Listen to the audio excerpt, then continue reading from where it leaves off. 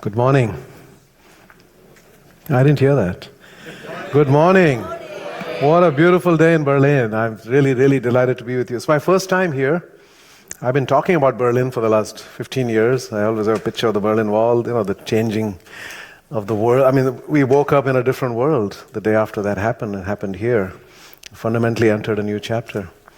And I think we're in the world of business have been talking about when is our Berlin Wall moment, when the world fundamentally shifts, right? And we don't know if we're there yet. We don't know if Business Roundtable represents that. But I feel it coming. Nobody could predict the Berlin Wall when it happened, right? When it was brought down by the craving for freedom that people have inherently. But I think there's a fundamental craving that people also have for goodness and for business serving as a vehicle of caring, which is why I added the word caring. Our book is called Liberating the Heroic Spirit of Business. I say it's the heroic and caring spirit of business. Business is fundamentally about us taking care of each other. In a free market system, the government, thankfully, doesn't have to take care of us. We take care of each other. But we have to do that with an energy and attitude of actually taking care, not using each other, but taking care of each other. And I think that's where we are headed. I was just doing some math in my head. I think this is my 29th National or International Conscious Capitalism Conference, okay, since 2008. So I haven't missed one yet, but probably another 600 local or regional events, Conscious Capitalism, that I've spoken at in all these years. So it's been just such a tremendous joy to see this movement grow from 2008 when we started. I think we're about 18 countries and close to 40 cities in the US. So it's just truly gratifying to see that. So I want to share with you, for those of you who might be new to these ideas, just to give you a quick overview of what we refer to as conscious capitalism, some of the principles of it, and then where we are going from here. I do like to start with a little discussion about capitalism itself, because even those of us who have grown up with this system don't quite understand it, or maybe appreciate it fully. You know, I got an MBA and a PhD in business, and then I taught for 30 years before I actually realized, or maybe 25 years, before I realized what capitalism has meant for humanity. You know, when we wrote that book, that's when we did the research, right? So we take it for granted, but if you look at the economic history of the world, you can see per capita incomes were below $500 for most of that time, adjusted for inflation, which meant that 90 to 95% of people were living on less than $1 a day. In extreme abject poverty was the default condition of humanity. And people lived very short lives, 28 to 32 years on average most of that time. Most people were illiterate, 95% of people were illiterate. So the human existence was almost an animalistic existence, just trying to get enough food to survive. Most people could not actually experience what it means to be a human being. The extraordinary capacities we have. For most people were born and they lived and they died with their music still inside them, because they never got that opportunity. But so if you look at from year 0 to year 1000, we actually went backwards in per capita income. Then we started to come out of the dark ages. We had the Renaissance in Italy. We had the invention of the printing press here in Germany. These were big steps ahead for humanity, but didn't impact any ordinary people. You go another 200 years, the age of reason and enlightenment, Newton, Galileo, understanding the laws of nature, our place in the universe. Huge leaps ahead for humanity, and no impact on ordinary humans. Was still struggling to survive. What finally changed was in the 18th century when we had a few things that came together. The Industrial Revolution, starting in Scotland around 1750, which was a huge technological leap ahead and gave us a big productive gain in productivity, because we could now produce much more at lower cost. And with that came a gain in prosperity as well. But that itself wasn't enough. So we needed an intellectual breakthrough, because societies were still organized in a very stratified, structured way with a lot of central planning and control by bureaucrats or monarchs or governments of different kinds. So that breakthrough also came from Scotland. You know, I used to think that Scotland gave us golf and Scotch whiskey, right? That's pretty good for a little country. But they also gave us the Industrial Revolution and the Scottish Enlightenment and a thinker named Adam Smith, who was a moral philosopher. There were no economists in those days. And he asked the simple question, why do some countries become rich and others remain poor? And people would have said it has to do with natural resources. He found that did not explain anything. Or they would have said it's the work ethic. Again, that did not explain anything. He found that what did explain prosperity was freedom. Societies that were fundamentally rooted in freedom, where individuals were free to author their own lives, decide what they wanted to do with their lives, and then be able to trade the fruits of their work with others. If society was structured in a way to enable that, that those societies would prosper because people would sense and meet each other's needs. And they would allocate effort and set prices. All of the market, the invisible hand of the market would set all those things far better. Central planning doesn't work. Individuals making decisions in their own best interest work. So that was one of history's great insights. If you think about it, human beings aspire to freedom and we aspire to prosperity. And both those things go together.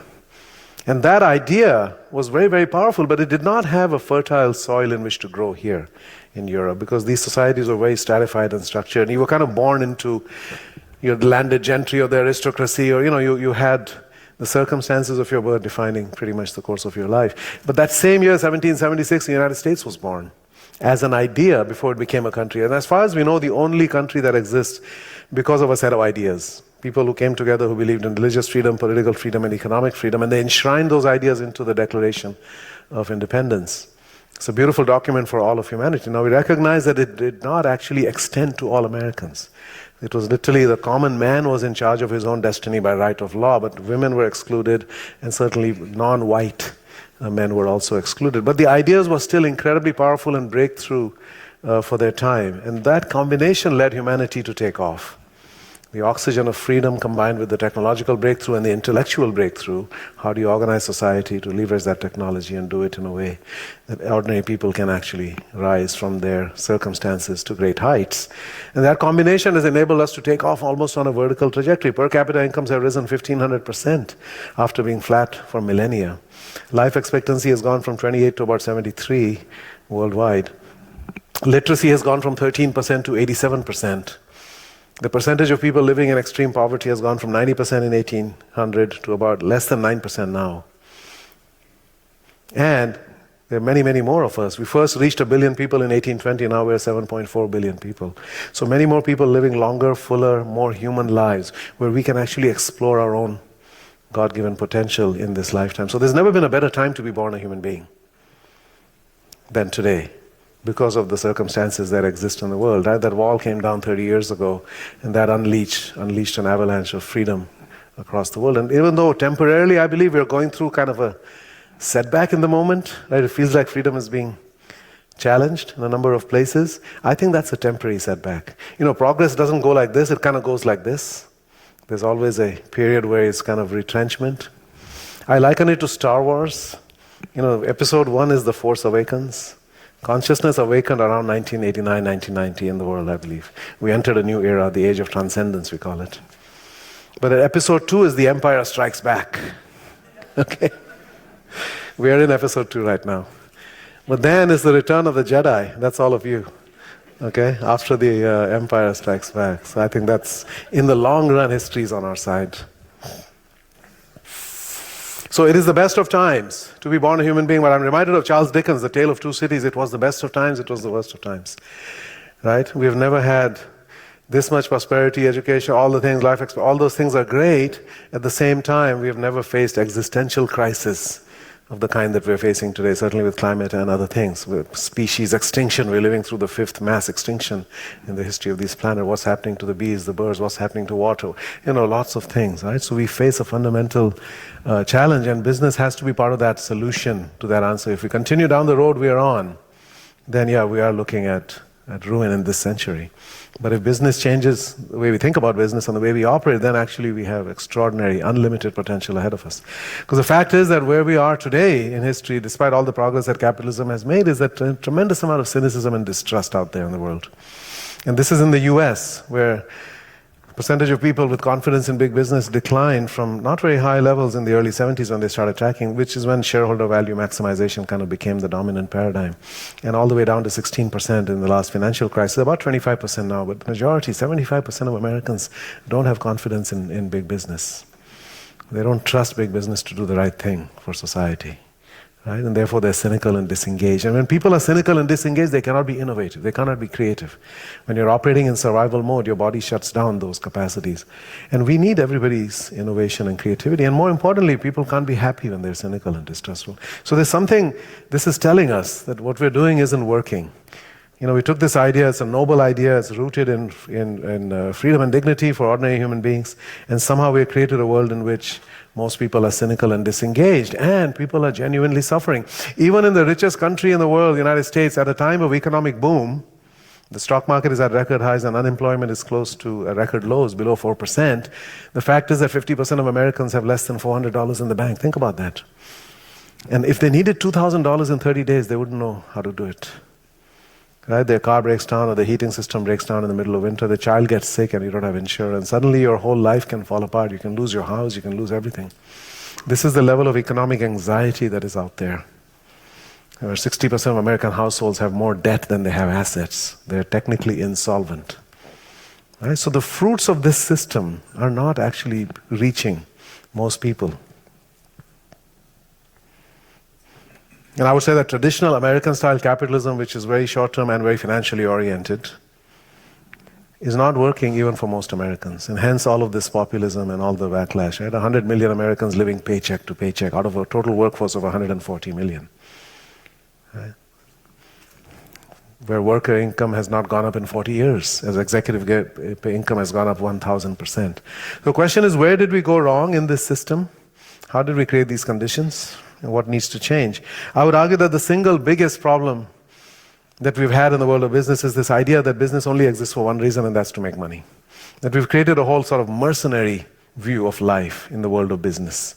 That every other profession exists because there's a noble, I become a doctor because I care about healing. People become lawyers because they care about justice. I become a teacher because you care about knowledge. But you go into business because you only care about money. That's kind of the mental image that we have. That's in the popular culture. Have you ever seen a movie in which the business leader is the hero? Doesn't happen, right? Entrepreneurs are heroic, but that's not how we think about them, because we have this idea that business only exists. And why are young people cynical about business? Because they say business people are selfish and greedy and exploitative. Why? Because you keep talking about shareholder value maximization, profit maximization. Right? And this idea, I think, is fundamentally flawed. It's a selfish way of thinking about this thing we're creating together and trying to generate not only profits, but jobs and meaningful products and services and prosperity. Right? It's instrumental. It views people as a means to an end. The well-being of people doesn't matter unless it leads to more profit. Right? It shouldn't be that way. The well-being of people should matter. And it's a very narrow way of understanding. This is one kind of value for one kind of stakeholder. Right? Profit for shareholder, but there's many other kinds of value. And the irony is that it doesn't actually work. There's lots of evidence that shows that when we became shareholder-centric or profit maximizing became the dominant mindset around 1970, before that companies were more stakeholder-oriented actually. You can see that return on assets have actually gone down, which is a pretty good measure, proxy for profitability. So in that sense, shareholder value theory doesn't even work on its own terms. Like this clicker, okay, it works. Shareholder value theory has failed even on its own terms of making money. It actually doesn't make more money. Because you end up doing things that harm your ability to be successful. You start squeezing in the pursuit of short-term profit. You squeeze your employees, you squeeze your suppliers, you burden society with some of your costs. That comes back. In an interconnected, interdependent system, that comes back to hurt you. So the story of business has to evolve. When Calvin Coolidge was the president, it was the 1920s, in the roaring 20s, the US economy was booming just before the Great Depression came, right? And he made a speech in which he said, the business of America is business. If you think about it, it's really true. This is a very entrepreneurial nation. The United States is the most entrepreneurial country that was ever created, right? It was created by free people with freedom at the core of it. American kids did not grow up dreaming of a government job. Like in India, we did, okay? The highest thing you could get was a government job. It didn't pay at all, but you had tons of power and you had lots of bribes, right, with the government job. And in the US, you could rise from nothing to great heights through your own work. So it is an entrepreneurial nation. So it is the business of business, of America is business. But the question is, what is the business of business? Is that a good thing or a bad thing? Depends on how you think about business. And for a long time, we have had this mindset, which Alfred Sloan, who built General Motors into the largest company in the world, said the business of business is business. It's just to make money. We make cars, but we actually make money. Right? So business job to make money, government do what they do, universities do your job, everybody stay in your lane and do your job. There's, I think, a better way to think about this, and this is articulated by Herb Kelleher, who built Southwest Airlines into the most successful airline in the history of the world, by every measure. 50 years, consistent growth and profitability, almost quarter over quarter. Never had a strike, even though they were the most heavily unionized. Never had a layoff, not once in their history. Even after 9/11, did not lay off a single employee. Had profit sharing. Even after 9/11, they paid out $160 million. Never had a passenger casualty until last year, one passenger in a freak accident. Their stock market symbol is LOVE, LUV. It's a company that operates with that. You go to their offices. I met Herb Kelleher and interviewed him. It took him 45 minutes to walk from his office to the parking lot because everybody wants to hug him and take a picture with him. Right? The walls are plastered with pictures of people with their children and families and him. The whole culture is built on love. And as he said, the business of business is people, yesterday, today, and forever. That's what it's all about. Everything that we do ultimately has to ladder up to human flourishing and planetary flourishing. There should be no other higher purpose than that. Profit and everything else needs to serve that ultimately. And I think so we got that wrong. We put profit up here and human beings somewhere down here. And therefore you end up using and exploiting. Now, as Alexander mentioned, the world is coming around. So Larry Fink has been writing these letters. He's the head of BlackRock, which is the largest money manager in the world, $6.5 trillion of assets under management. And he's been writing letters to public company CEOs for years where he talks about companies having to be not only about financial performance, but also about social purpose, making a contribution to society and benefiting all of their stakeholders. So long-term, holistic, purposeful. Right? And they actually have a team of 75 people now who help companies become that. Right? The investment stewardship team, as they call it. And the second and third largest, Vanguard and State Street, are also emulating. So that's about $15 trillion of long-term capital that is thinking in this way now.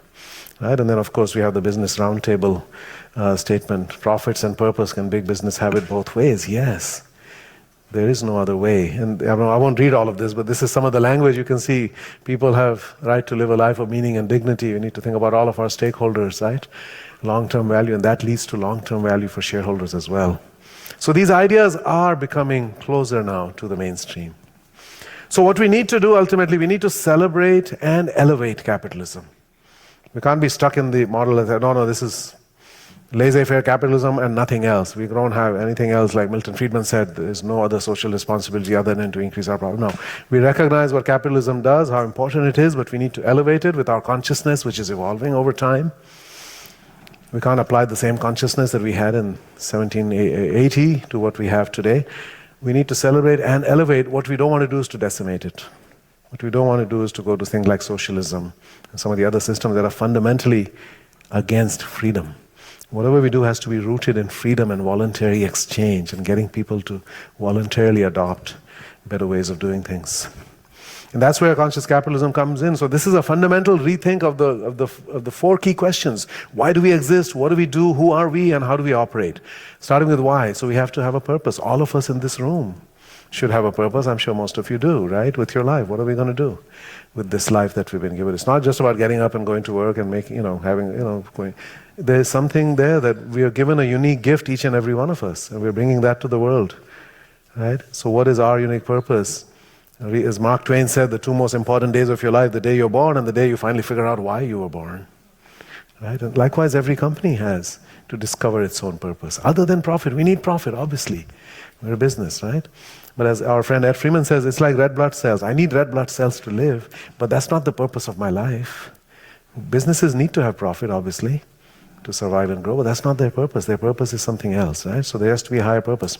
We have to think about all of the stakeholders and create value for each of them at a deep level, and we have to connect them together, integrate them so that a win for one is a win for the others, right? There is no win without a win-win. Everybody has to win or it doesn't work, right? So integrate their interests together. Leaders who care about people and purpose, not just about power and money for themselves, and cultures that are rooted in trust and caring, and they're not about fear and stress. Now, for each of these, I have an acronym. It's one of my weird superpowers, that I can create an acronym about everything, right? But actually, I think they make sense. I'll talk to you about each of those. Starting with purpose. So it's about doing something worth doing and making money. Starts with the idea that what we're doing is worth doing. Fundamentally, it's necessary, it's important, it's needed for our growth and evolution and prosperity in society. And because we're a business, we need to then do that with a business model attached to it, right? If we cannot find a way to make money, then that's still worth doing, but maybe it's a non-profit, or maybe the government takes over that role, right? But it's still worth doing. Start with something worth doing, right? That is fundamentally needed. It meets real needs. It doesn't just feed wants, desires, and addictions. It's real needs, rather than doing something in order to make money. So they're very different feel to those two statements. Now, I've come to believe that every great purpose is a healing purpose.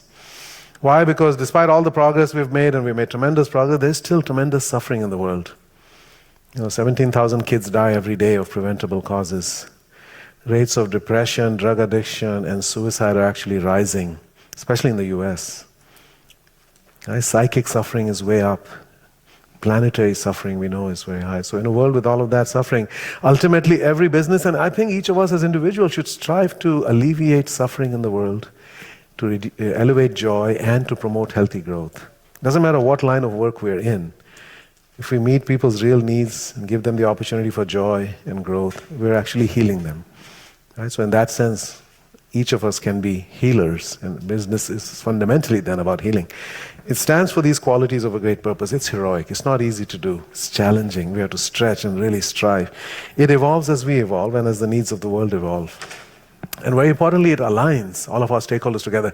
When you have a shared purpose, when Whole Foods started and they said, actually, it matters what you put into your body, it matters to your health and the health of the food system and the health of the planet. Right? And therefore, the original name was Safer Way. Because there was a company called Safeway, and Whole Foods said, no, we don't think that's so safe to put all that stuff in your body, right? So they said, if you believe in that, you should come and work for us. If you believe that that's how you should eat, you should be our customer. If you believe that this is how the world should be, then you should invest in us. You become our supplier. Every stakeholder believes in what they're trying to do. And therefore, they're all aligned, right? They're not on opposite sides of the table. They're all on the same side. When you don't have a shared purpose, then the default purpose is profit, right? So investors want maximum profits, employees want maximum pay, minimum work, customers want lowest price every time, regardless of there's no loyalty to anybody. Suppliers want highest margins, so they'll cut corners and cut costs. Society will tax you as much as possible. Everybody becomes a taker, right, from the system. But when you're aligned, everybody is contributing to the flourishing of that whole. It's rooted in love, it's inspiring, it's natural, and it's galvanizing, moves you to action. So every great company has a great purpose. By the way, there's no clock here, so I could go on forever. So somebody needs to time me. Jan, is that your job? 5 minutes? Whoa. Never mind what I said. Every great company has a great purpose. Right? Southwest talked about Google had a great. Every Whole Foods, every great company. Unilever under Paul Pullman, right? So it starts there. Second is stakeholders. The company. This is a blind spot for many of us actually. A lot of us, especially in conscious capitalism, are very other-centered. We want to do all kinds of things for the world, but we forget about ourselves. But remember this: you are your most important stakeholder. If you don't take care of yourself, you can't do anything for others. Right? So you have to actually, self-care is essential. It's not a selfish thing to do. It's the most generous thing to do, is to take care of yourself so that you can then be of service. Right? Likewise, companies need to take care of themselves.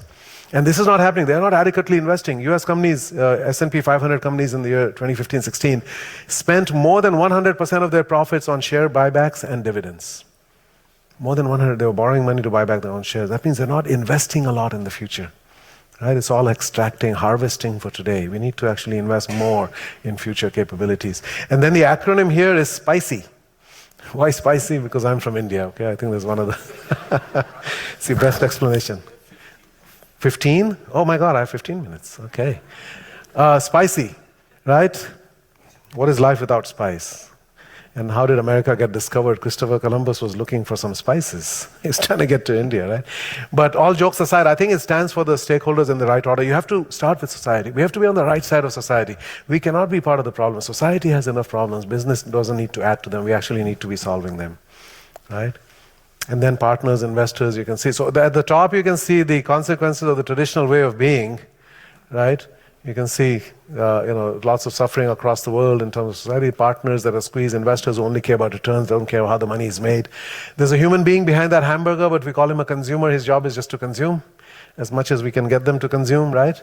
Employees who don't care, and the planet that's being damaged. Now, we can think about not using and exploiting, but actually serving and creating value for our stakeholders. Peace and prosperity through commerce, true partnerships, right? Investments that make a difference and generate results.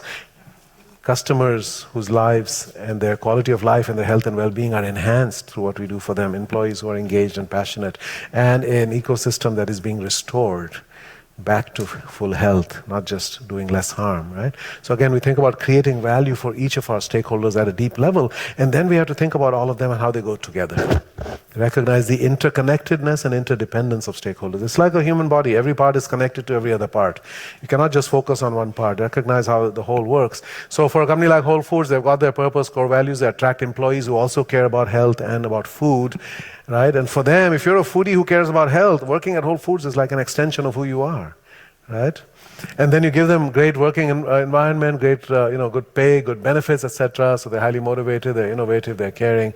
Do the same thing with your suppliers. Customers get good products, good value. They're happy. They keep coming back, and that generates tremendous profits and growth. Now, Whole Foods, in its 40 or so year history before it became part of Amazon, it generated about 4,000% returns for their shareholders. It's one of the highest performing stocks, right? Because the whole system worked very well. And then they were actually able to also invest in 5 different foundations or non-profits that they created, which all support the core business. So it's a win-win even with their philanthropic efforts. So the whole Planet Foundation does micro-lending in 69 countries to about 5 million people so far to help them convert from traditional to more healthy, natural, organic ways of producing food.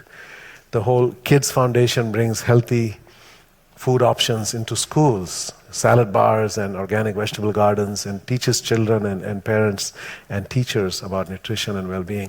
The whole Cities Foundation is bringing healthy food options into inner cities in the US, which typically don't have access to good food.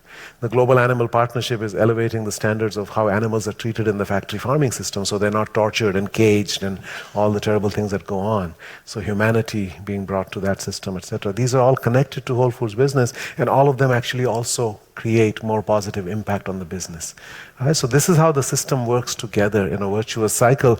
But it's important to remember that just like a clock, it only goes clockwise. Right? You cannot go the opposite direction. You can't say we're going to focus on making a lot of money and then we're going to give bonuses to employees and we're going to fund the local symphony hall and do all these things. Right? We have to do the things that create value, so it has to go in a clockwise direction. Okay, next is leadership. Now, Peter Drucker said there are only 3 things that happen naturally in organizations. There's friction, confusion, underperformance. Okay? Everything else takes leadership. So I could take the most brilliant, well-intentioned people, put them in a room, come back 2 hours later, friction, confusion, underperformance. Until somebody steps into the role of leader.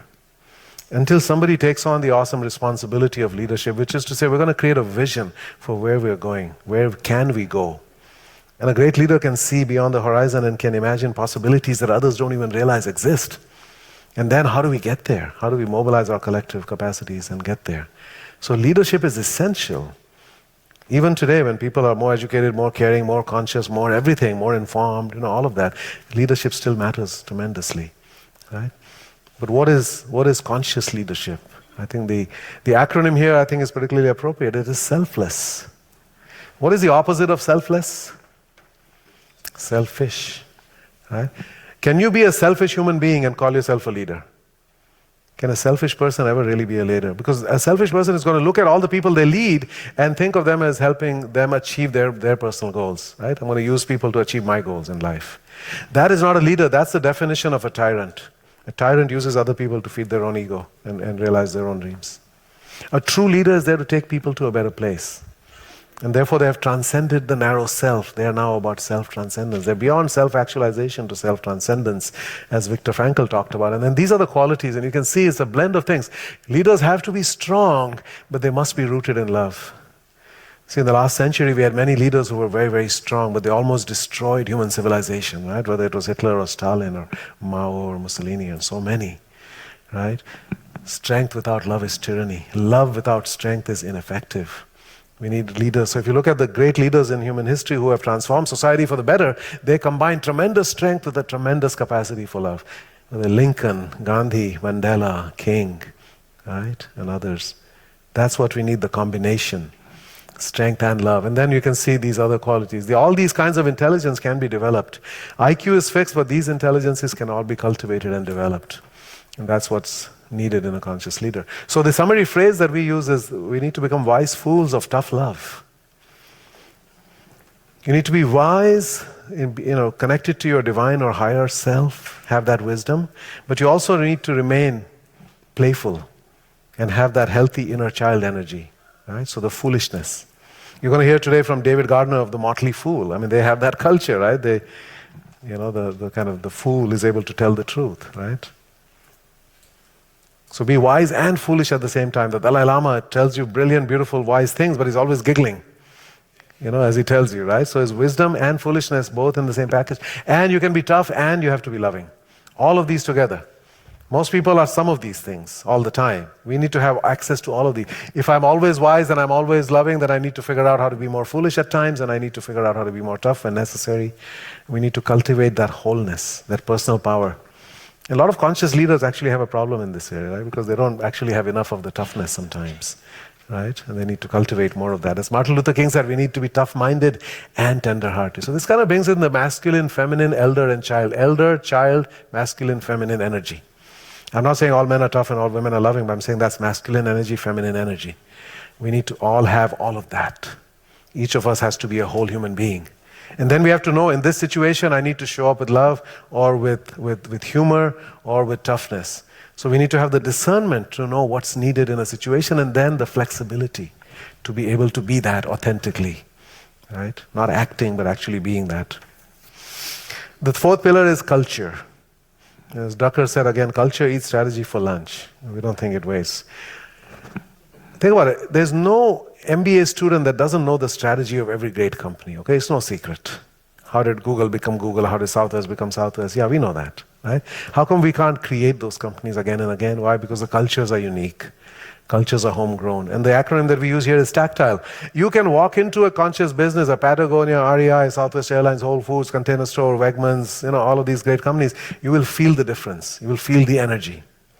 Right? So it's tactile. Tactile means something you can touch, even though it's invisible. Culture cannot be, you can't take a picture of it, but you can feel it. And it stands for these qualities: trust and authenticity and caring, fundamentally caring. So I'll just spend my remaining 5 minutes on this idea. If you had to distill it all down, what is the difference between conscious business and traditional business? Traditional businesses are only built on one pillar of what it means to be a human being, which is self-interest. Right? Self-interest is important. We have to look after ourselves and our own interests. But human beings also have a need to care. That is even more powerful than our self-interest. Every parent, if you ask them to choose between their well-being and their child, what will they say? And in fact, Adam Smith wrote another book, The Theory of Moral Sentiment, 17 years before he wrote Wealth of Nations. That was about the human need to care. And in that sense, I say that capitalism had a mother and a father. And they were both Adam Smith. He gave us both energies. But we ignored the mother energy. That's what we do in life, don't we? Don't we take our mother energy for granted? The mother is just taking care of us. Meanwhile, we're out in the world doing all this other stuff, right? But we have to bring that energy back. And this is what the founders of Whole Foods asked when they started the company. Can we build a business on love and care? Is it possible? Because we look around, most businesses run on fear and stress. Is that true? This tremendous amount of stress connected to work. When I first came to the US, I saw this restaurant. I don't know if you have it here. Thank God it's Friday, it's called, right? I said, what? I thought you guys go to church on Sunday. I said, what are you talking about, church? So don't you get it? We survived another hellish week at work. Now we get to live, we get to party, we get drunk. And Friday, we could do it again on Saturday. And then Sunday comes, and then what? I was at a conference in Seattle, and the Dalai Lama said, heart attacks are highest on Monday morning. Yeah, that's true. You can look it up, right? Heart attacks are 20% higher on Monday morning. If at 4 a.m. Monday morning is the peak. Our work is literally killing us because of the stress. It doesn't have to. We don't have to kill people to make money, but that's what our work is doing. And even if it doesn't kill us, it's actually boring us to death. Okay, if you look at Gallup's data on employee engagement, only 32% of Americans are engaged. Now that's actually the highest in the world. Worldwide, only 15% are engaged. What does that mean? So the remaining 70% either are disengaged, they don't care, or they actually hate their work. Right? It's like you have a boat with 10 people in the crew, and 3 are actually rowing, and 5 are skimming the surface, looking very busy, not actually doing anything, and 2 are hitting other people over the head with their paddles. Right? You're not going to go very far or very fast. And this is obviously a financial drain on the economy, but I think more than that, it's a human tragedy. Because, we only have this one life to live, except those of us from India, we have many, but for you guys, right? One life, and you got about 100,000 hours to work, 50 years, times 2,000 hours, roughly on average 100,000. And work is inherently meaningful in a human life. As Sigmund Freud said, love and work are the cornerstones of our humanness. This is what defines human beings. We work even when we don't have to. Many people on this planet work. They have all the money they could need. It's not for the money. Work is inherently meaningful, or can be. Right? And love is inherently something that we are programmed to do. Now, why can we not combine these two things? And that's really been our journey. Why can't we combine love and work? Why are these two things separate? That you have to leave your personal stuff at home and put on your mask and your armor and go to battle, right? And destroy your competitors and capture some market share. And so the whole thing is like militaristic, the way we think about business. And that's really my journey into all of this. Came through a book that I wrote in 2007, where we actually identified companies that people use words like compassion, love, caring, etc. The title was Firms of Endearment, and this came out in 2007, and we identified the principles of conscious capitalism, essentially by finding companies that were loved by everybody. And then at the end, we did the financial analysis. We didn't pick these companies based on high performance. We picked them based upon customers love them, employees love them, etc. They have purpose, they have special kind of leaders and this culture, right? And then we said, how do they perform financially? Because they're paying their people well. Costco pays double of Walmart, Container Store pays double, right? And they're providing good benefits. Starbucks provides healthcare even to part-time employees. They're not squeezing their suppliers. They're paying them well. They're investing in their communities. They're investing in the environment. They're even paying taxes at a much higher rate than average, 34%. We said maybe there's less left over at the end of the day because investors get paid last. Everybody else gets paid first, right? What we actually found is that these companies outperform the market dramatically. In the original research, it was 9-1 over a 10-year period. Then we did a second edition of this book a couple of years ago. Many more companies, much more data. And we found dramatic outperformance over the long term as well, 7.7 times over a 20-year period. So these companies are very profitable, and profit is important. It is socially irresponsible not to be profitable. In a free society, we don't function without corporate profits. Because without profits, we don't have taxes. Without taxes, we don't have public spending on infrastructure and schools and education, whatever, everything that we need, right? So profits are important. Conscious companies are very profitable, but it matters how you make the money. It's not just how much money you made, how did you make it, right? Because you can make money in multiple ways. And businesses actually not only make money, but they also make and can destroy many kinds of wealth. Financial, but also intellectual capital, right? In the last financial crisis, about $35 trillion worth of wealth was destroyed in 2008. Right? So we can destroy intellectual capital. Social capital, how much trust and cohesion exists in a society depends on the business environment. Emotional well-being, operating from love and care, not fear and stress in my life. Spiritual well-being, having meaning and purpose through my work. The impact on the culture. In the US, we spend $1.3 trillion on marketing every year. That defines what is a good life. Either we're having a positive impact or a negative impact. Impact on our bodies and the impact on the environment. A conscious business tries to have a positive impact in all these areas for all their stakeholders. And traditional business says we're all about making money, as Milton Friedman and everybody else told us. That's our only job.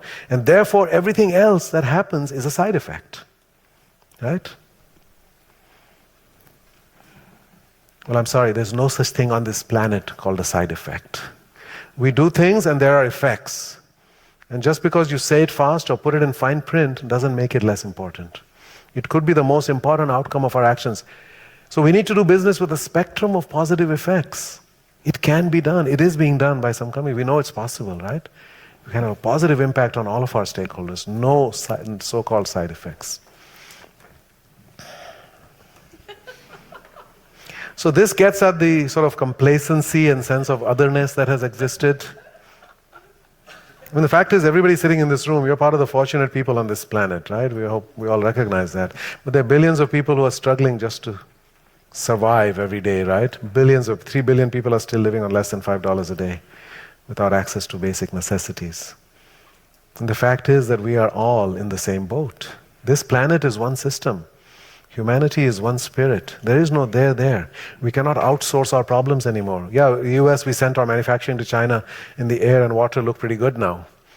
But what's happened in China? There are rivers that are so polluted you can't even use the water for industrial cooling, forget about drinking it. And there are cities where children have to put on a gas mask to go to school. They say, we don't want that when we see that. And then there are poisonous clouds over California, and it says, made in China. I said, no, we didn't ask for that. Well, I'm sorry, it's one system. All comes around. Global warming is teaching us that, right? People are saying global warming is happening for us, not to us, because it's showing us the oneness of all of us, how our fates are intertwined. Right? We have to start acting in accordance with this. So after now 11 years on this journey, we started this movement in 2008. we realize this works, and really works for everybody, and that's important, right? Everybody has to be included in this. And it works for some basic business reasons. These kinds of businesses just do better operationally, right? Their sales grow faster, they have all this positive word of mouth from all of their stakeholders that impacts everybody else. Their margins are better because they don't spend money on marketing, they don't spend money on employee turnover, they don't need to, right? Therefore, their net margins are better, even though their gross margins might be lower. They have much lower product return. They have much, much higher passionate commitment and engagement by employees. When the average is 15% of worldwide engagement, and these companies have 95% passionate commitment, you can imagine the difference that makes. Legal costs are lower, everybody trusts each other. Administrative costs are lower. You don't need a lot of managers in these companies. You need leaders, but you don't need managers. People don't need to be told what to do. People are self-organizing, self-managing, and self-motivating. There's more resilience in tough times, a greater well-being and flourishing. Everybody matters and everybody wins. That's how we need to do business and think about business.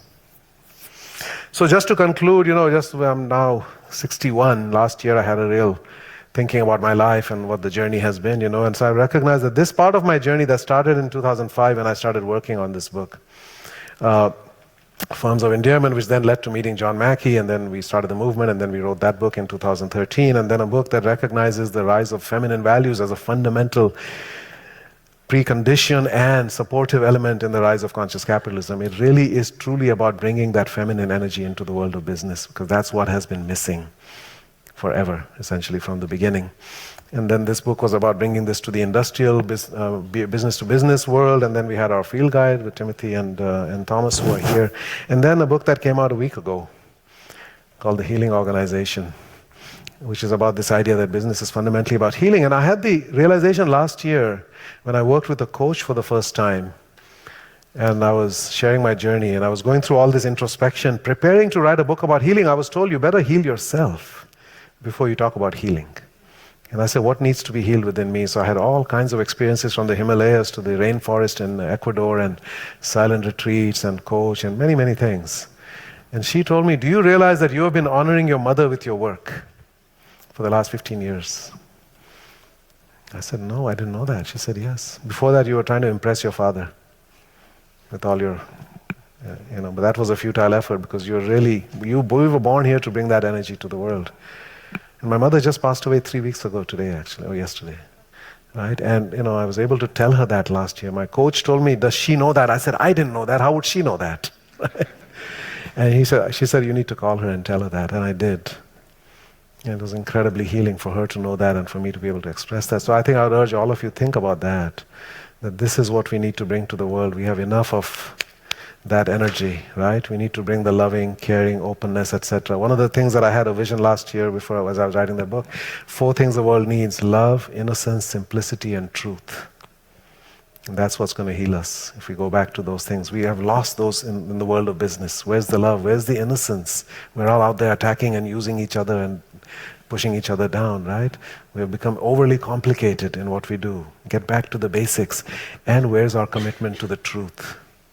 Everything is about spin and, creating impressions and so forth.